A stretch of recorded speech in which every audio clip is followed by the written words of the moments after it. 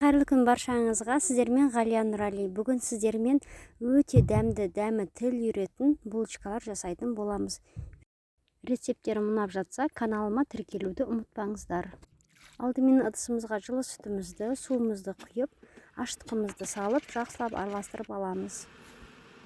Қантымызды, сұйық майымызды құйып, жұмыртқамызды салып, араластырып, тұзымызды салып, жақсылап араластырып аламыз. Електен өткізілген ұнымызды ақырындап салып, араластырып, жұмсақ қамыр илейміз. Қамырымызды жылы жерге 1 сағатқа қойып қоямыз. Қамырымыз осылай керемет боп көтерілді. Кішкене сұйық май құйып, ыдысымыздан алып аламыз. Қамырымызды жайғанда кішкене сұйық май құйып жіберіп, осылай ұн салмай жайып аламыз. Видеода көрсетілгендей бөліктерге бөліп аламыз.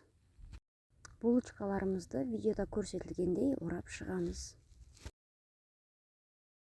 Дайын болған булочкаларымызды 15 минутқа қойып қоямыз. Бетіне жұмыртқаның сарысын жағып, 170 градуста 20-25 минут пеште пісіріп аламыз. Булочкаларымыз дайын болды. Енді өте жұмсақ әрі дәмді. Бетіне осылай қант ұнтағын сеуіп әсемдеуге болады. Рецептерім ұнаса каналыма тіркеліп, лайк басып, комментарий жазуды ұмытпаңыздар. Барлықтарыңызға ас болсын.